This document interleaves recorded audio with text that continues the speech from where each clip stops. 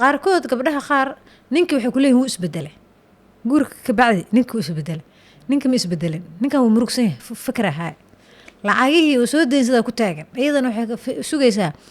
habeen walba inuu casho u kaxeeyo la qosqoslo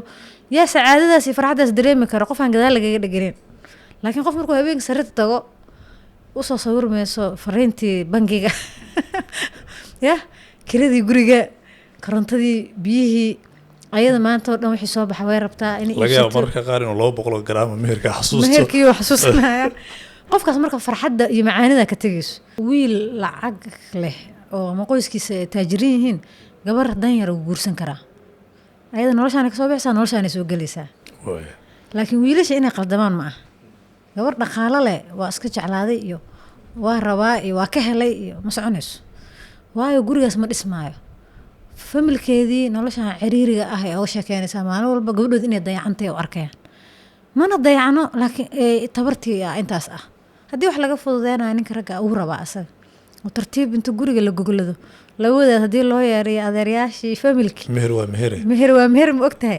haddii la xaroodo nimanku waa rabaa laakiin gabdhaha ayaa waxaa saameeyey waxaan teknolojiyadda waagi hore dadka tirada inta isguursatay inta isfurto war uma haynin jirin anaga ma ogaan jirin laakiin hadda meediyaha dadka dhanna bare meeshaanaan wada joognaa anaga dhan waa fiirinaynaa maanta guur baa dhaca 6 bilood ka bacdi waa la isfuray kuwaan isla gaarin balahada 6 xataa qaar isla gaareen 2 bil ka bacdi waa la isfuray muddo yar ka horna waxaa arkaynay in oo meher weyn iyo guur weyn iyo wixii aawe ma jirto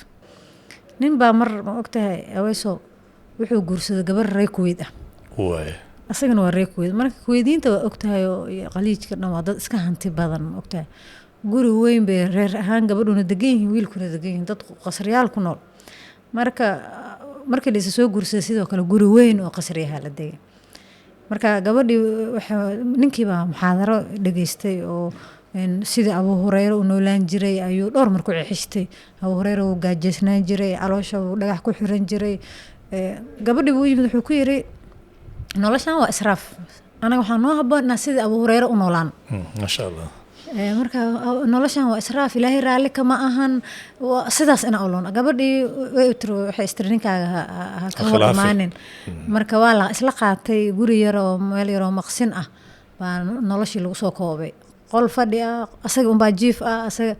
marka gabadhii markay saaxiibadeedu u imaadaan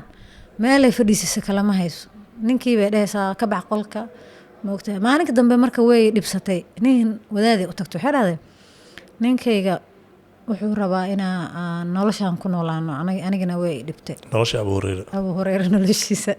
way dhibtay marka ninkii uu yeero wuxuu dhahay kaalay maxaa ku dooratay nolosha Abu Hurayra qaraabo ma aheedeen uu dhahay wax xiriir ma idinka dhaxeeyo ehelnimo ama ka soo maya hadaa mid Abu Hurayra dooratay tii Cabdiraxmaan bin Awf iyo Abu Bakr Sidiiqna waa dooran kartaa because ayaga dad hanti leh ahaayeen si dadka hantiilayaashana way u noolaayeen waaqicana hadda jiro marka nolosha la isku qaldaa waxa qof ku nool nolosha Abu Hurayra ayaa wuxuu rabaa mid Cabdiraxmaan bin Awf inuu jilo